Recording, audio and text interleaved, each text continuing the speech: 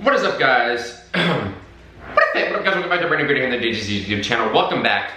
Brand new video. Today I got an awesome video. 10 ways you can get in trouble in the Navy. I get a lot of questions. A lot of people are always asking me, JT, how do I not get in trouble? I just want to do my time. I want to serve honorably. I want to get out, after I get my honorable discharge, continue my career. How can I make sure, I don't get in trouble or do anything stupid? Today we're going to be talking about 10 ways that you can get in trouble. Like I said, and also I just want to start off by saying huge thank you, man.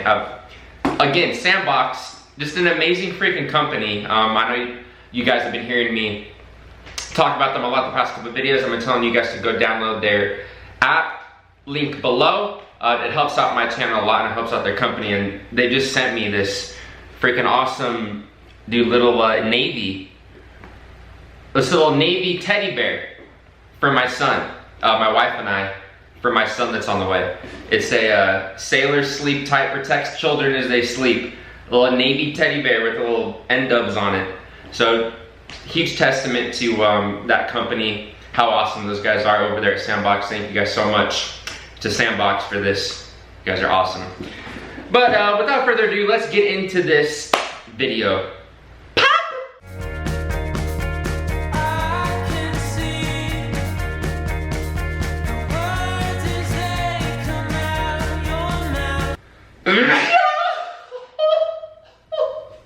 Oh Lord! C-130 rolling down the strip. C-130 rolling down the strip. So starting off with number 1 here. All 10 of these, by the way, are things that I have witnessed myself in my Navy career. Things that have happened to the shipmates in my squadron or shipmates in my sister squadron. So number 1 is spice. Spice in the bedroom. There was somebody in my squadron who, in their barracks, they were smoking spice. This was back in 2013, 2012, before they were really threatening that they were testing for this, before it became a huge ordeal. It was still when it was kind of, I guess underground. This sailor was doing spice.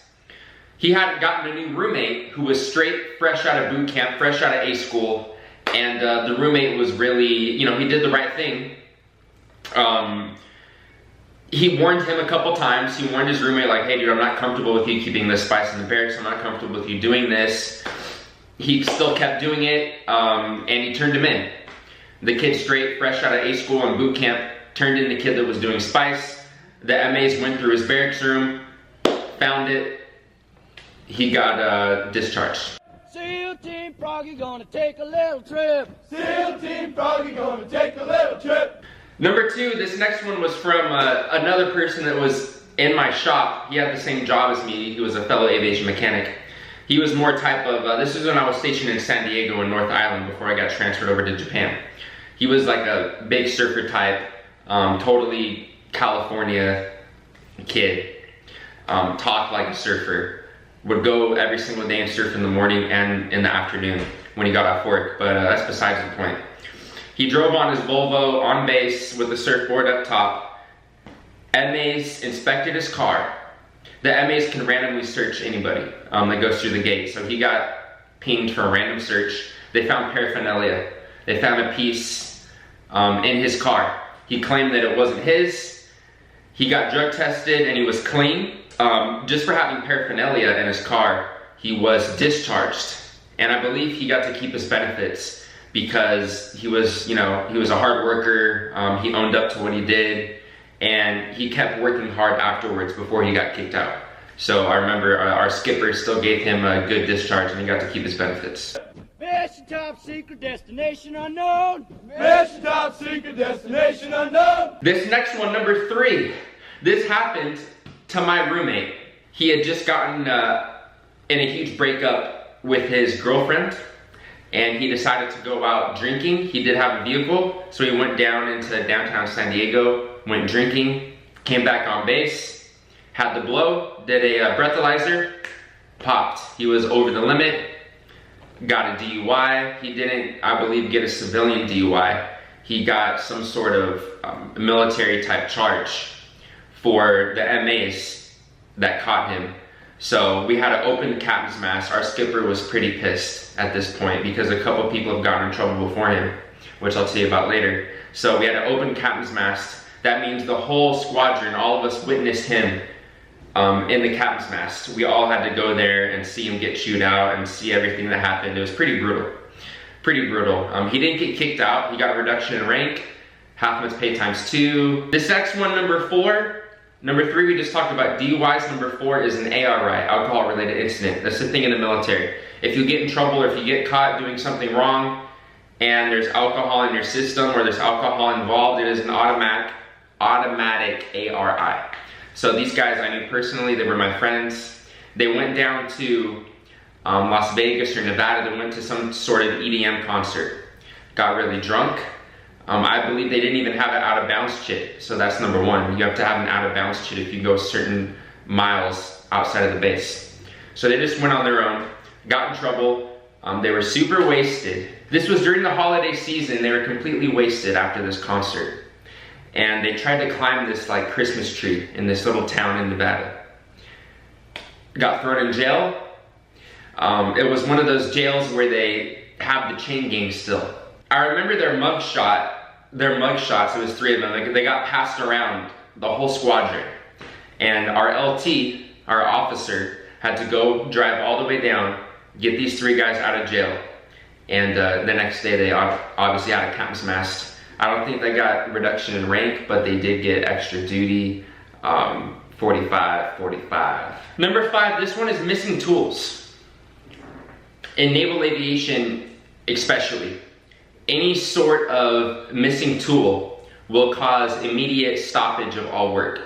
I'm talking about if you're missing a tool on the flight deck on an aircraft carrier, or if you even drop a little tiny bolt or screw or a cotter key safety wire, they will stop all flight schedule until they find that piece of FOD, or there's a huge FOD walk down that is completed and the area is FOD free and secure. So missing tools, I did see a lot of people go under for this. When we were out on deployment, it was a really high stress time. Our maintenance master chief was looking to hem up anybody that was doing improper practices or that missed tools. Now where people would get in trouble is if they knew they were missing a tool. They might have left something in the hydraulics bay. They might have left something in the rotor head. Any type of missing tool that's big can get jammed up in the hydraulics or jammed up in the flight controls, and you can cost somebody. You can cost somebody's life. If the aircraft goes down, you're responsible for the pilots, for the aircrew.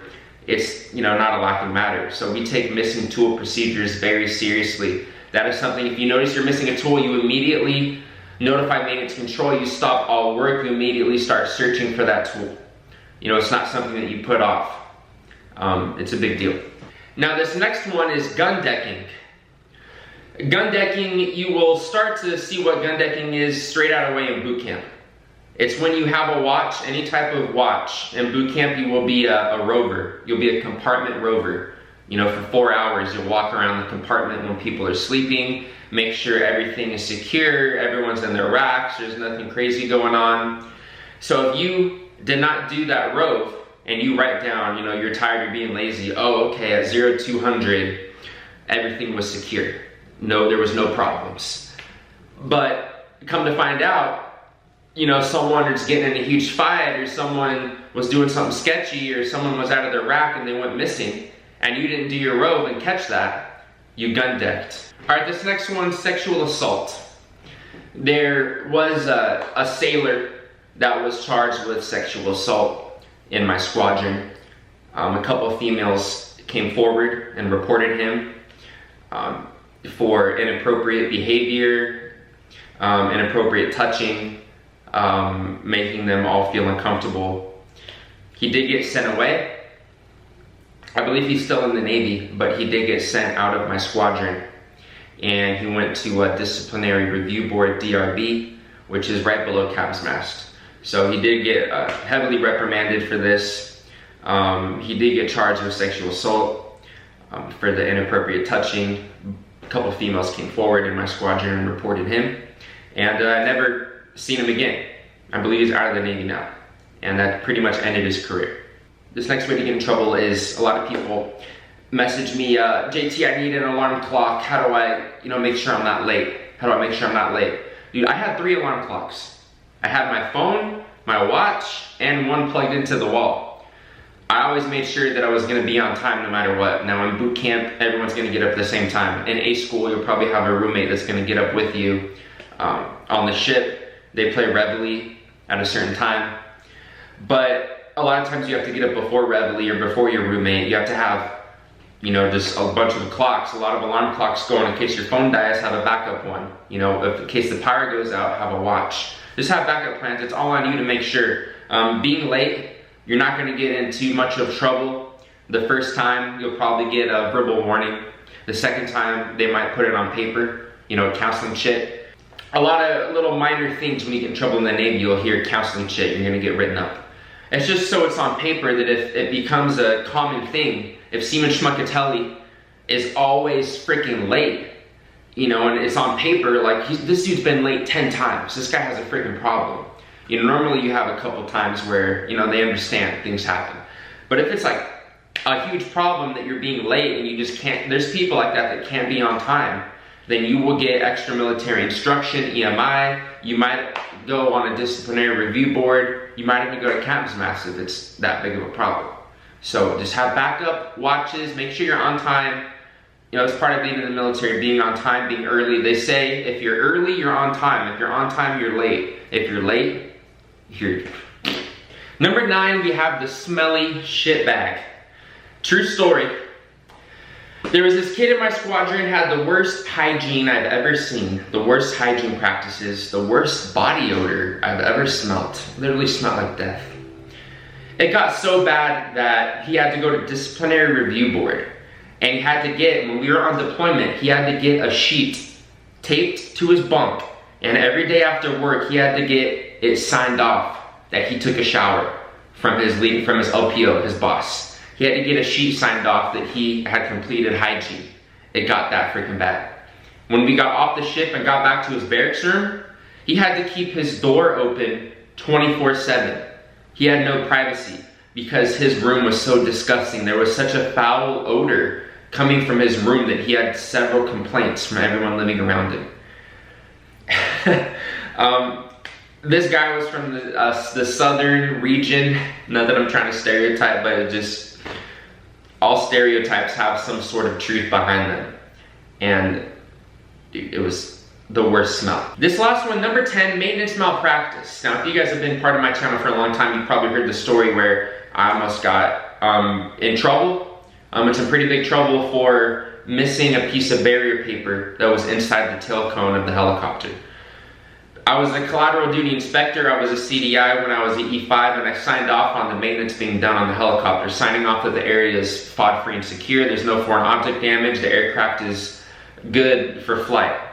And then maintenance control signs off, safe for flight. So I signed off this paperwork, I signed off the maintenance action form, aircraft's good. The next day, the pilots go out to go fly, they do a walk around. Quality assurance, QA, they look into the tail cone, they pull out this big piece of barrier paper that apparently I missed. I never made a mistake like that ever, so instead of getting in trouble, potentially losing my qualifications, they had me, still to this day, I have this piece of barrier paper framed with the paper that I signed off saying that the aircraft's good. But yeah, guys, that's gonna be it, man. I think I'm getting sick, I'm getting run down. I started working out a lot, started swimming a lot more. I joined a gym a couple weeks ago, a local gym with a lap pool, and I've been getting the laps in because I want to be doing the Navy SEALs physical fitness assessment test probably in like 2 or 3 weeks. At the end of the month, I'm going to be running it again. My pull-ups are back. I can do like 15 to 20 pull-ups, not too bad. My push-ups are pretty fine. My run, I'm not really worried about my run because my cardio is getting a lot better from swimming a lot. So I've been in the pool a lot. I think the chlorine is messing with me right now because I literally just got done swimming probably like an hour or two ago before I filmed this video. But I need to go night-night. I'm tired, I gotta edit this video. I'll see you guys tomorrow. Thank you guys so much for all the support. Thank you again to Sandbox for this freaking awesome Navy teddy bear for baby suits on the way. Appreciate you guys. Videos every day on the channel. Videos almost every day. I'm trying to do videos every day. I might be doing a thing soon where I vlog every day. Where I'm doing a vlog every day challenge where I try to, you know, vlog every day for like 30 days. So we'll see if that's something that I'm gonna do. I think that'd definitely be interesting. Vlog every day for 30 days. Let me know what you guys think. Bye. See ya. Bye.